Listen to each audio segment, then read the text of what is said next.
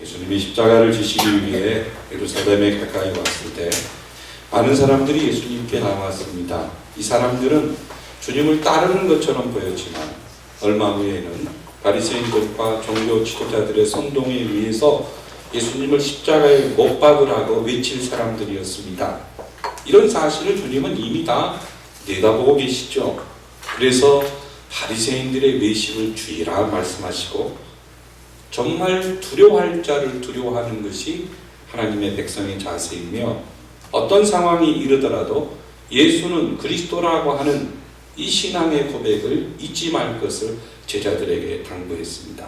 그 와중에 어떤 사람이 찾아와서 이 재산 상속의 문제로 유산 상속 문제를 예수님께 해결해 줄 것을 부탁합니다.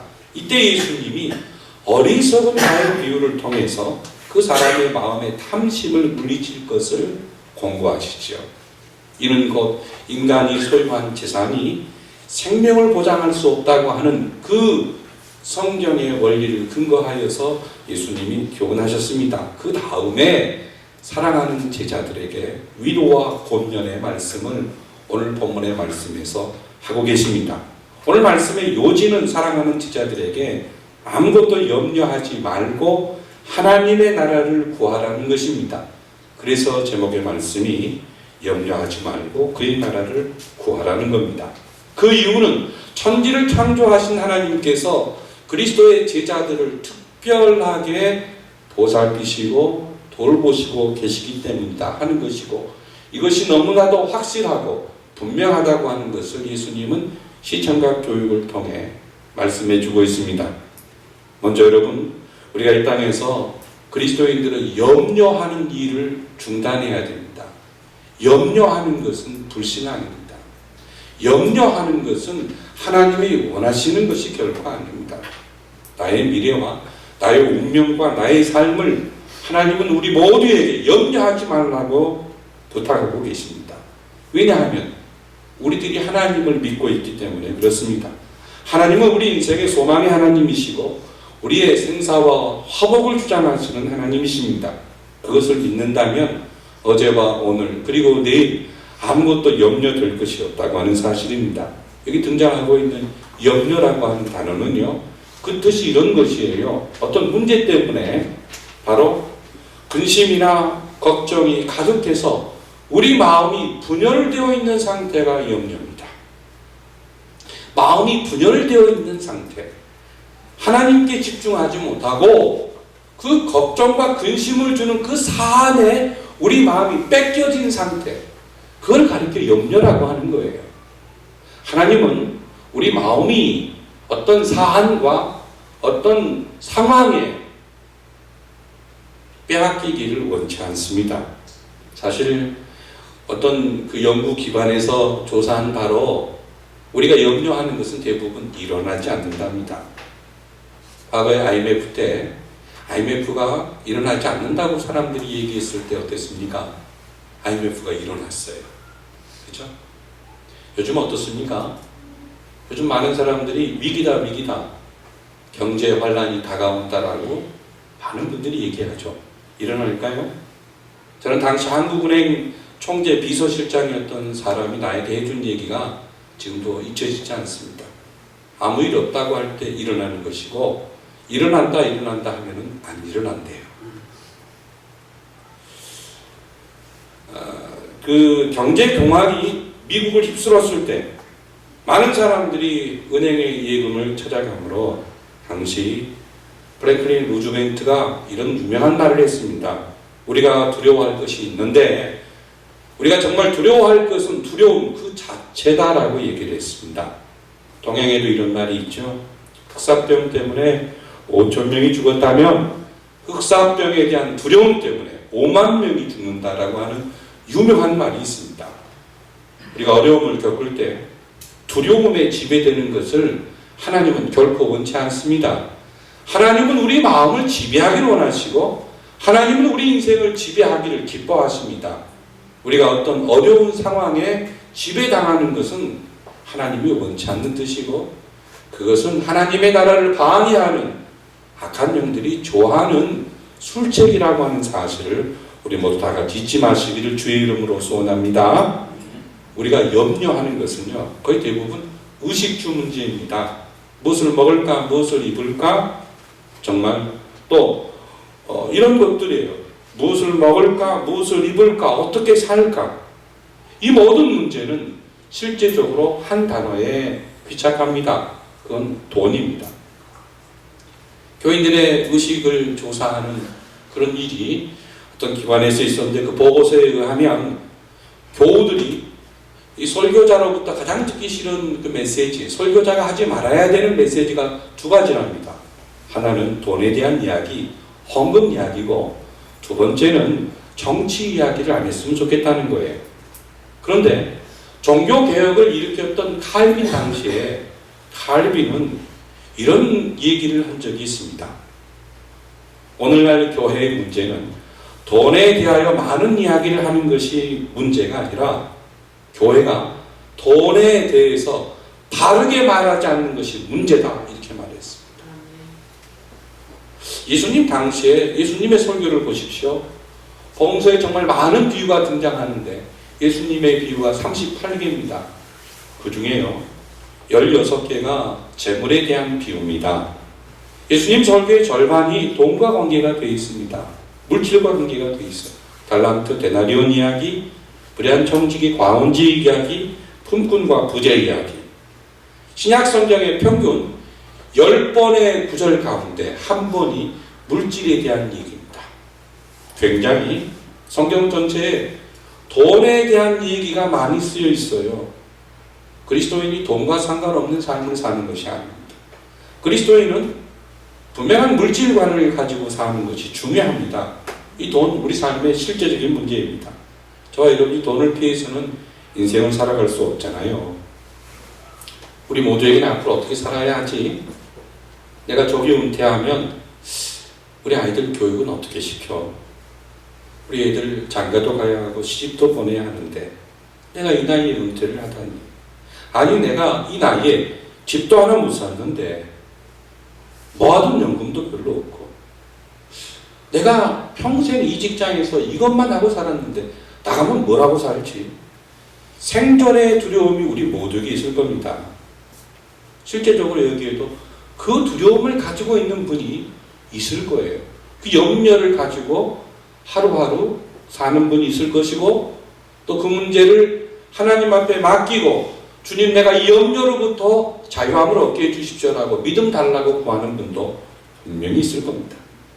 먹는 것 중요합니다.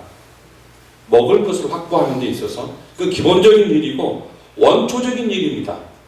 IMF가 일어날 당시에 한 은행의 명예은행장과 함께 점심을 먹는 일이 있었는데 저에게 그분이 이런 질문을 하셨어요. 목사님, 우리나라도 앞으로 수년 내에 폭동이 일어날 것 같습니다. 무슨 말씀입니까? IMF가 시작되었으니 대한민국도 폭동이 곧 일어납니다. 무슨 말씀인지 좀 이해가 안 가는데요. 집 가진 부자들이 온 세상을 난리칠 겁니다. 두고 보십시오. 그분이 저한테 IMF 전에 얘기를 했습니다.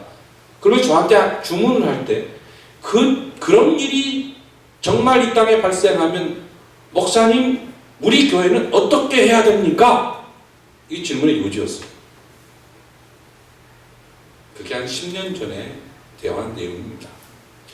그리고는 그분이 한마디 더 덧붙였어요. 그런데 우리나라는 신기하게도 남북 대치 상황이라고 하는 이 가운데 있어서 그런 일이 발생하지 않은 것 같은데 아마도 새벽 예배에 새벽 기도하는 성도들이 많이 있어서 이런 일이 안 일어나는 것 같습니다.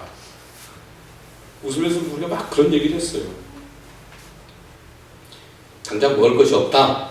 여러분 어떻게 되겠습니까? 그건 철학의 문제도 아니고 윤리의 문제도 도덕의 문제도 뛰어넘습니다. 생존의 문제입니다. 빅토르 유고의 소설책 레미제라블의 장발장이 빵 훔쳤다고 19년 형을 살잖아요. 먹는 문제, 생존의 문제입니다. 생존의 문제. 그런데요, 세상 사람들은 이 문제에 염려합니다. 폭동이 일어날까봐 염려합니다. 그리고 내가 직장 잘리면 어떻게 살까 염려합니다. 그런데 예수님은 그 제자들에게 뭐라고 말씀하시냐면 다른 사람들은 염려해도 너희들은 염려하지 말라 말씀하고 있어요. 너희들은 아주 독특하고 특별한 존재다. 하나님의 백성들은 아주 독특하고 특별한 존재들이기 때문에 세상 사람들이 하는 그 염려에 종이 될 필요가 없다는 거예요. 그러면서 굉장히 재밌는 말씀을 하고 계십니다. 먼저 하늘을 나는 까마귀라고 하는 새를 통해서 말씀하고 있습니다. 이스라엘에는 새가 많아요. 이스라엘의 서쪽은 바다입니다. 동쪽은 사막입니다. 남쪽은 광야와 사막으로 이루어졌습니다. 그래서 철새들이 많아요. 새들은 농사 짓는 법이 없습니다. 심지도 거두지도 않습니다. 새들은 많이 모았다고요? 골방에 모으지 않아요. 새들은요, 본능에 따라 먹을 것을 주시는 하나님의 인도하심 따라 먹잇감을 찾아갑니다. 먹잇감을 찾을 때까지 날아다닙니다. 그리고 먹잇감을 찾으면 가져다가 새끼들에게 먹이죠. 이 새들은 본능적으로 본능을 주신 하나님을 절대 의존합니다.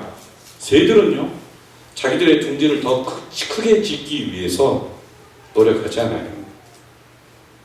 잡은 벌레들을 더 많이 잡아 쌓아두고 평안히 쉬고 먹고 마시자, 즐거워하자 이렇게 말하지 않습니다.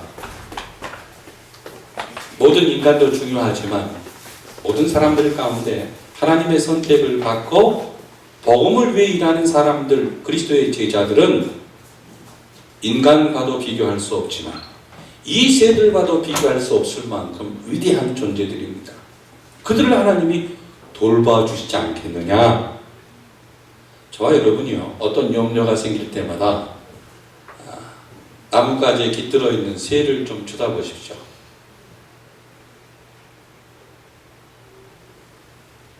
가능하시면 새도 한 마리 키우시면 좋을 듯 싶습니다.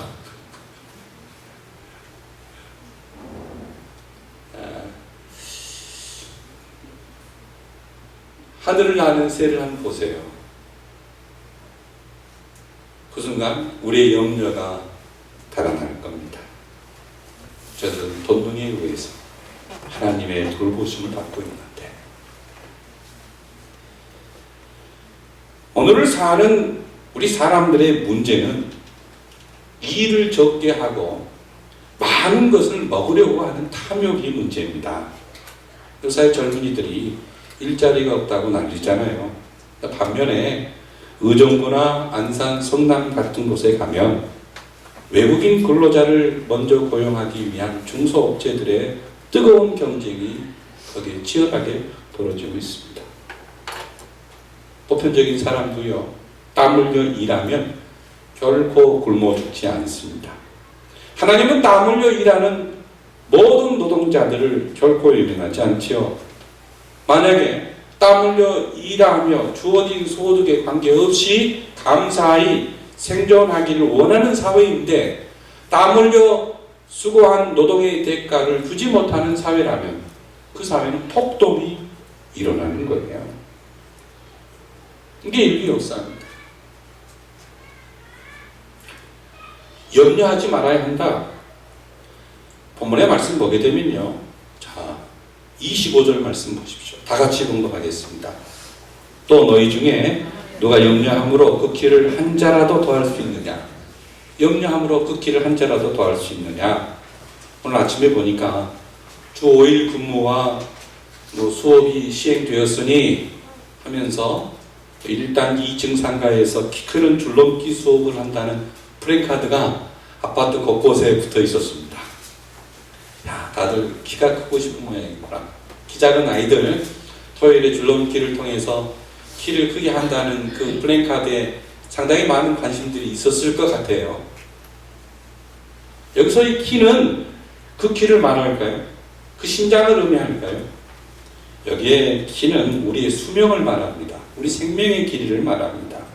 그래서 이 말씀을 좀 더 정확하게 번역을 하면 너희 중에 누가 염려함으로 그 생명을 일각이나 더하겠느냐?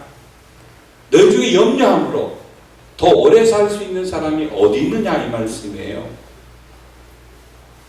오래 살고 싶다고 하는 염려를 함으로 우리가 장수의 복을 누립니까? 내가 오늘 당장 힘드니까 죽고 싶다고 하는 갈망함 가운데 하나님이 우리를 불러가십니까? 하나님 그런 분 아니시잖아요. 하나님이 우리를 주관하시는 그 주권, 우리 인간의 생사화복을 주관하시는 그 하나님의 신묘막측한 뜻은 저와 여러분이 헤아리기가 너무나도 힘듭니다. 우리 앞날은 우리 손에 있지 않아요. 하나님의 손에 있습니다. 세상 사람들은 이 사실을 모르고 살지요. 그런데 그리스도의 제자들은 이 사실을 기억해야만 한다는 사실이에요. 하나님이 우리 생명을 주관하신다는 사실, 우리의 삶과 죽음, 화와 복을 주관하신다는 겁니다. 세상 사람들은 이 사실을 모르기 때문에 염려합니다.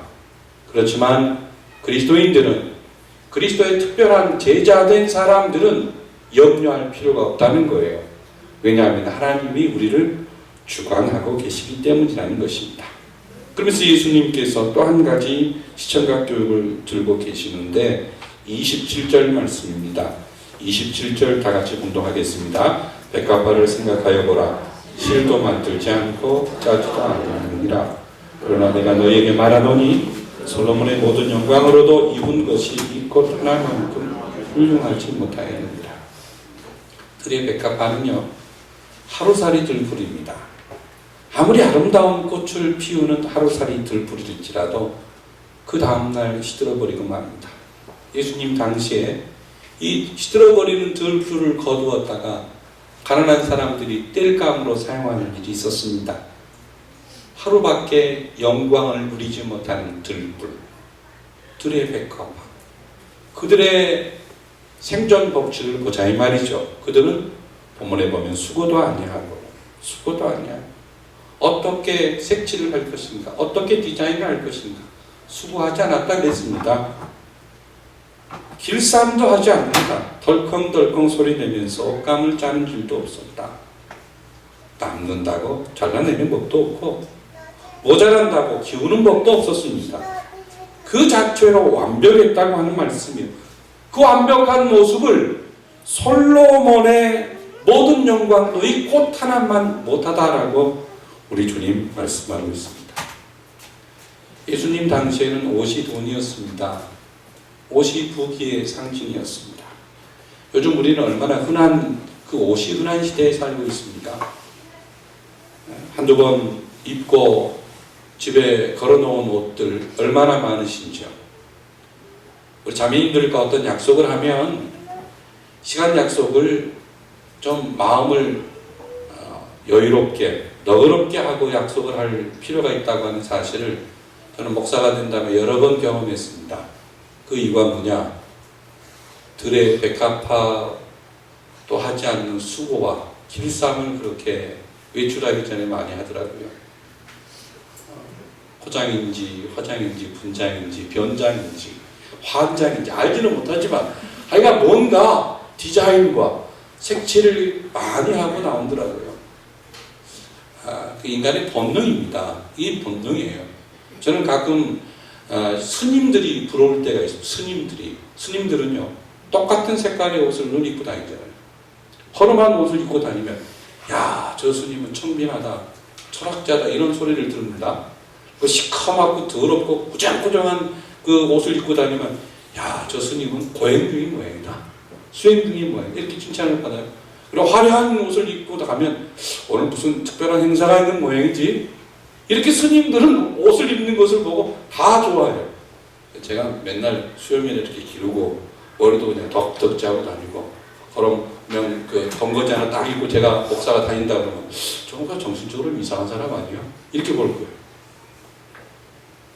우리니까 어떤 옷을 입는 거에 있어서 우리 모습을 치장하는 거에 있어서 굉장히 투자를 하고 그리고 거기에 많은 시간을 소비합니다. 정말 그럴 필요가 있을까요? 주님은 그렇게 하지 말라는 겁니다. 한번 따라서 하시죠. 있는 그대로 삽시다. 있는 그대로 사시고 있는 그대로 사시다가 그리고 주님 부르신 날 그날까지 기쁨으로 주님 주시는 위안과 평안을 누리는 것이 정말 중요합니다. 무엇을 먹을까, 무엇을 입을까, 어떻게 살까, 어디서 살까, 이거 다 세상 사람들이 하는 염려라는 거죠. 그런데 이 염려가 세상 사람들에게만 있으면 참 좋은데 우리 그리스도인의 삶의 현장에 실존한다고 하는 사실입니다. 그래서 우리가 이 가운데 어떻게 살아야 할 것인가, 우리 현주소, 우리의 모습이 어떻게 되어야 할 것인가, 그리스도인의 모습이 어떻게 되어야 할 것인가, 주님은 말씀하고 계시죠. 한 젊은이가 어머니를 무식하게 생각했습니다. 어머니는 배운 바가 없어서 교회에서 말하는 대로만 얘기하시는 분이다라고 늘 어머니 말씀을 주의 깊게 여기지 않았어요. 그런데 그 젊은이가 살고 있는 동네에 전쟁이 일어났습니다.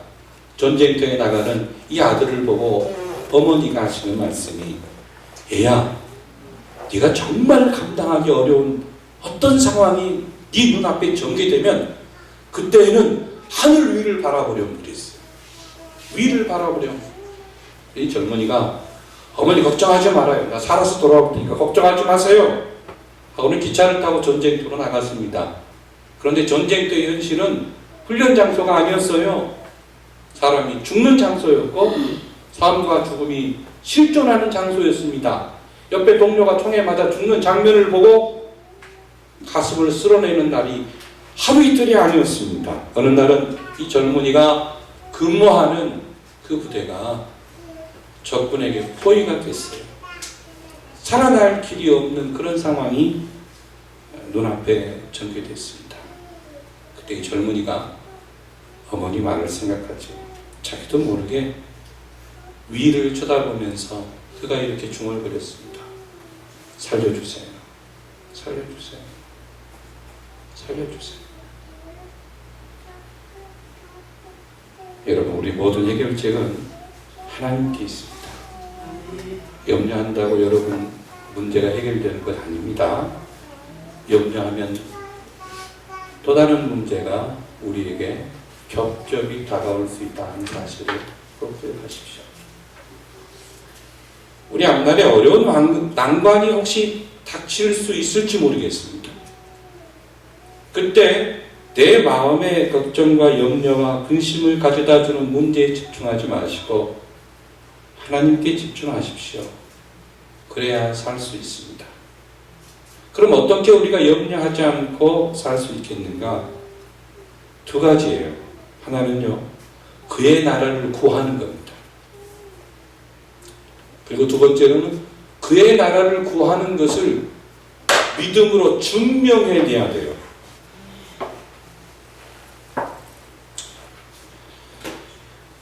그럼 어떻게 그의 나라를 구할 것인가? 이 말씀처럼 여러분 중 누구에게 하시는 말씀입니까? 예수님이 그리스도께 하신 말씀입니다. 성경에 보면 태초에 하나님이 천지를 창조하시니라는 말씀이 성경 첫 번째 구절입니다. 그리고 천지를 창조하신 하나님을 가리켜 이사야는 그 하나님은 처음이고 마지막이다. 그 하나님과 비교할 수 있는 신은 이 세상에 존재하지 않는다라고 말씀하고 있습니다. 하나님이 빛이 있으라 하실 때 빛이 생겨났어요. 그 하나님의 창조 사역은 말씀을 통해 일어났습니다. 그 6일 동안의 창조 사역 가운데 하나님이 인간을 만드시는데 그 인간을 자기 형상으로 만드십니다. 우리가 전통적으로 하나님이 인간을 형상으로 만드실 때 의와 지식과 거룩으로 만드신 그 형상만을 생각하는데 고대 사회에 창세기가 지어질 당시에 그 고대 사회에 형상이라고 하는 말은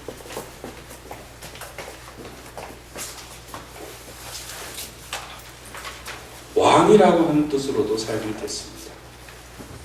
그래서 어떤 나라의 왕 그러면 그런 신의 형상으로 부름받은 자다. 이런 의미가 있었습니다. 그 이유는 왕들이 신을 대신하여 세상을 다스리는 존재라고 믿었기 때문에 그렇습니다.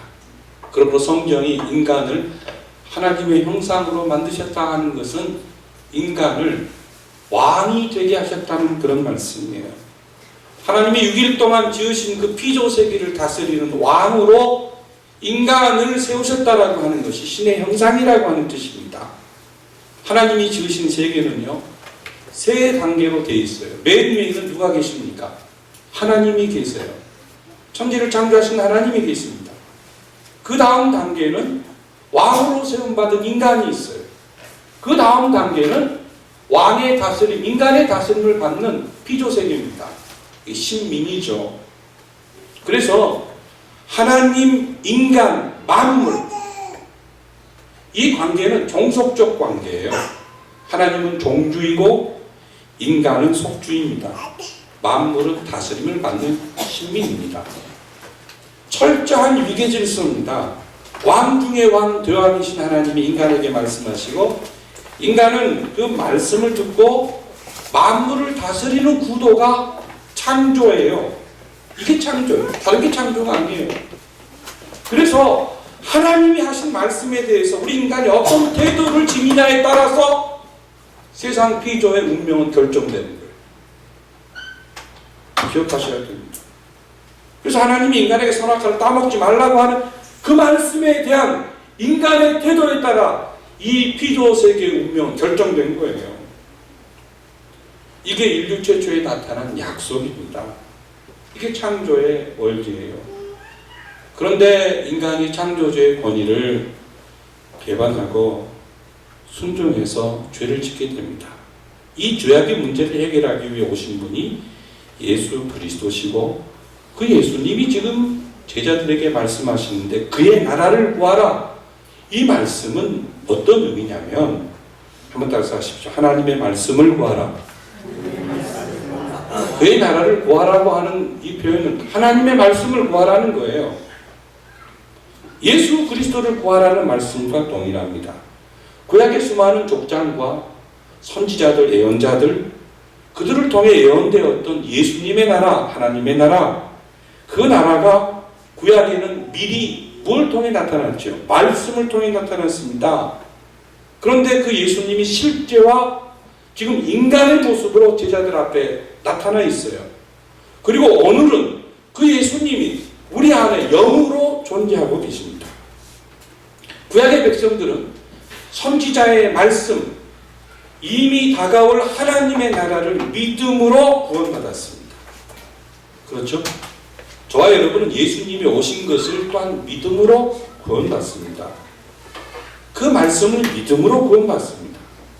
그래서 그의 나라를 구하라 이 말씀은 하나님의 말씀을 구하라 그리고 예수님의 말씀을 구하라 즉 그리스도의 다스림을 받으십시오라고 하는 그런 뜻이 됩니다.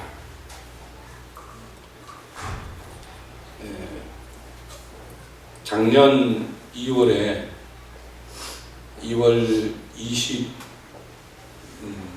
27일에 장종 장로님이 돌아가셨습니다.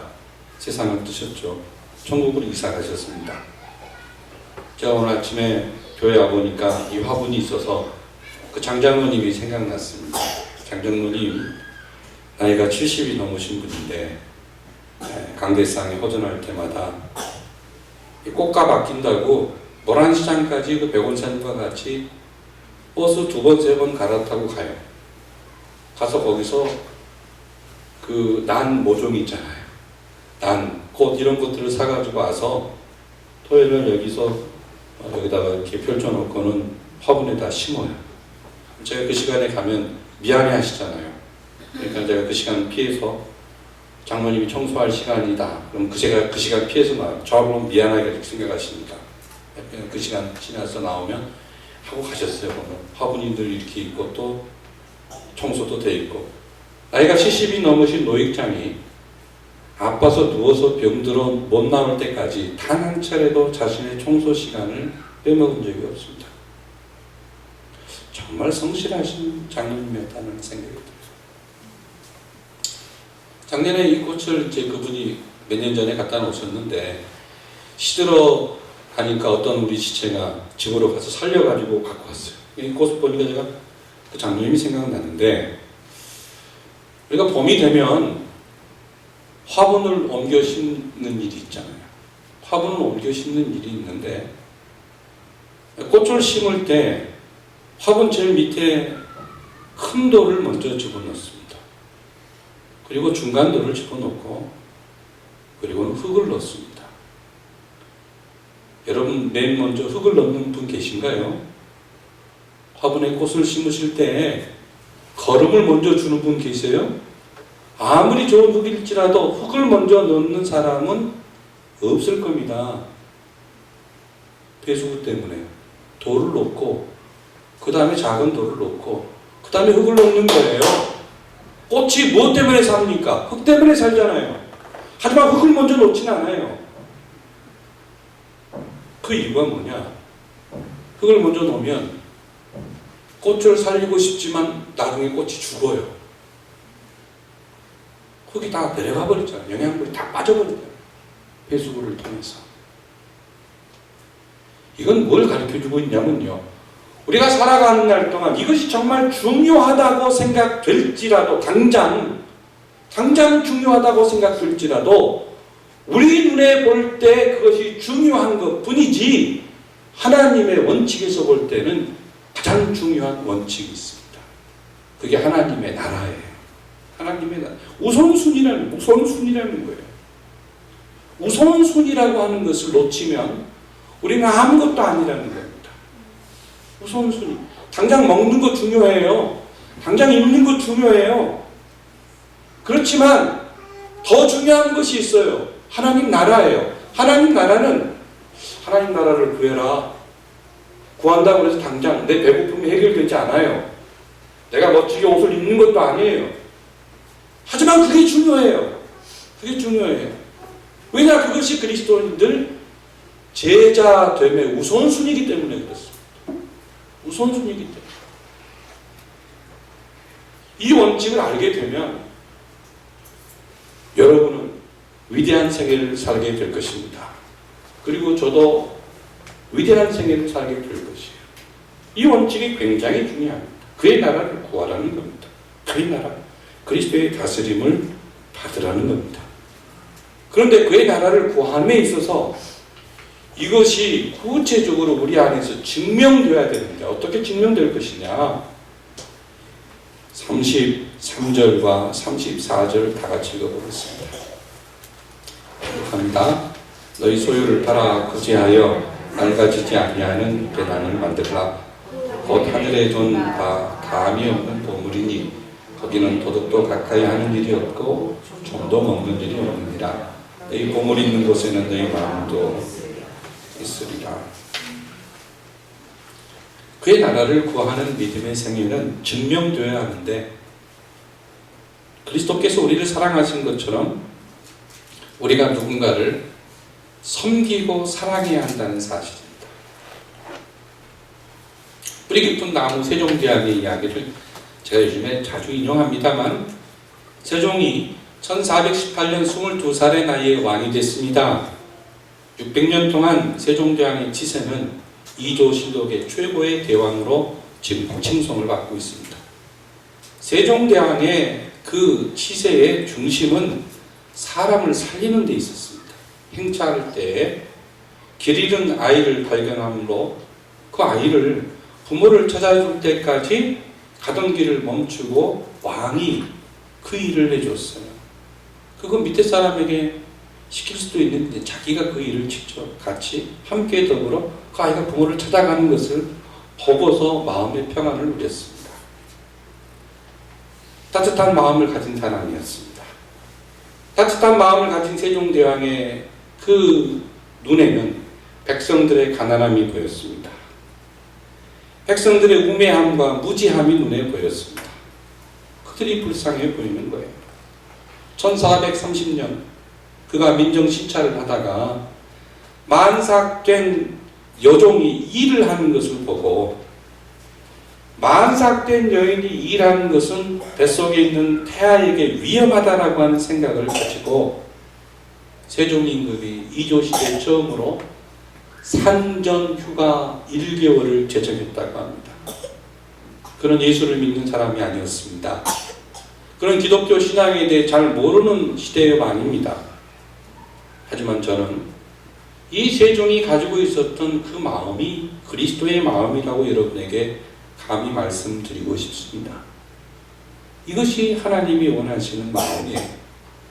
사람을 기계적으로 보지 않고 약자들에게 마음을 열고 우러나오는 사랑을 실천할 수 있는 마음, 그게 그리스도의 사랑이에요. 아마 신학을 공부한 보수주의 신학자들이 이 설교를 들으면 저에게 신학적 문제를 가지고 대적하는 사람이 분명히 있을 겁니다.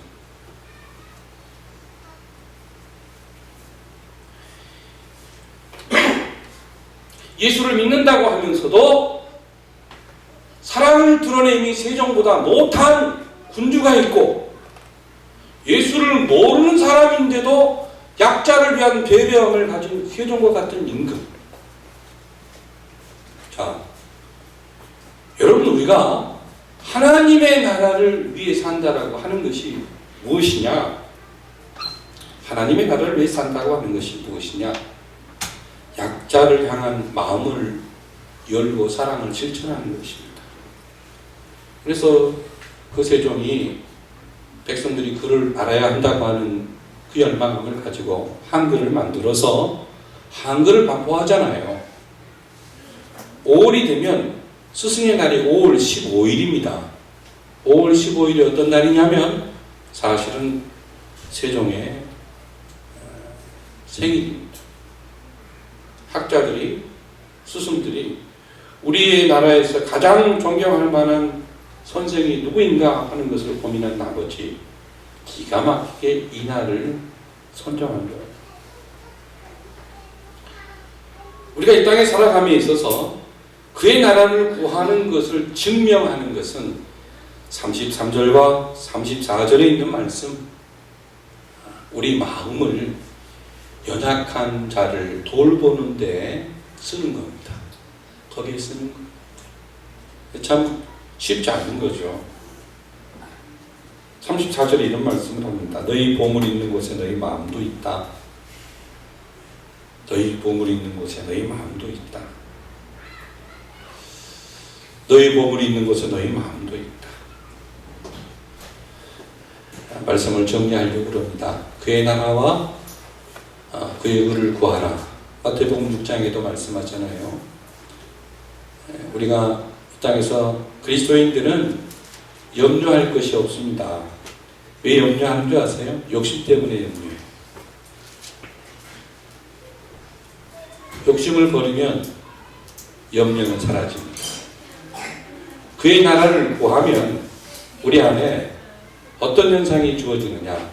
사도 바울이 말씀했던 항상 기뻐하라. 그 하나님 나라의 기쁨이 주어집니다. 범사에 감사하라. 감사를 체험하게 됩니다.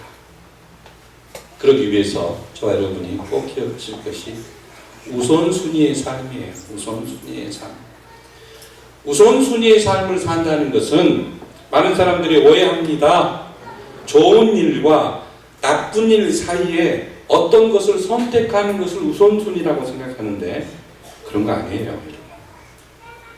좋은 것과 나쁜 것 중에 하나를 선택하는 것은 우선순위가 아닙니다. 나쁜 것은 무조건 선택하지 않는 겁니다. 나쁜 일은 하지 않아요. 그러니까 나쁜 일은 우선순위와 상관없는 거예요. 내가 볼 때 좋은 일과 더 좋은 일, 좋은 일이 여러 개가 있어요. 그 중에 어떤 것이 더 좋은 일일까? 이것을 고민하며 선택하는 과정이 우선순위입니다. 하나님께서 나를 통해 어떤 일을 하기를 원하시는가? 고민하고 말씀의 근거에서 선택하는 것이 우선순위입니다. 이것이 그의 나라를 구하는 겁니다. 하나님의 말씀을 붙잡고 어떤 것이 하나님이 더 중하게 생각하시는 하나님의 뜻인가? 더 좋은 것, 하나님이 보시기에 더 좋은 것을 선택하는 것. 어떻게 선택하죠? 하나님의 말씀을 따라 선택하는 것. 그리고 기뻐하는 것. 그것이 그의 나라를 구하는 것입니다.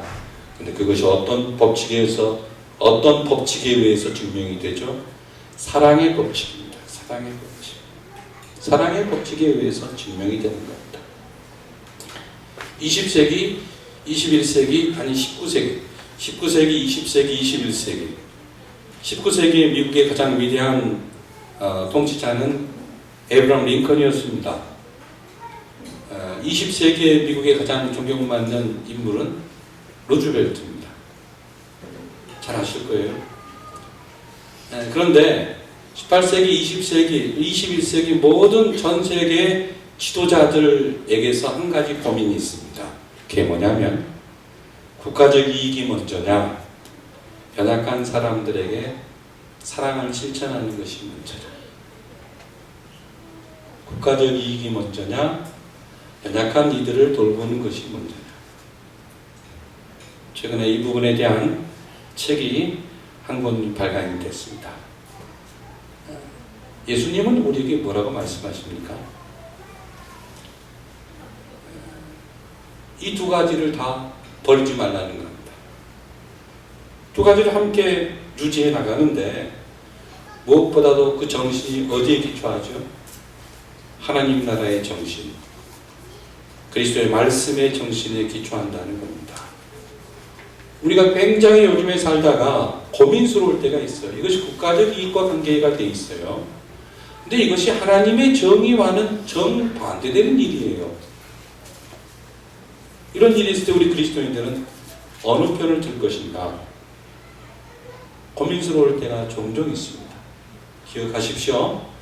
그때는 우리가 이것도 포기하지 말고 저것도 포기하지 말아야 합니다.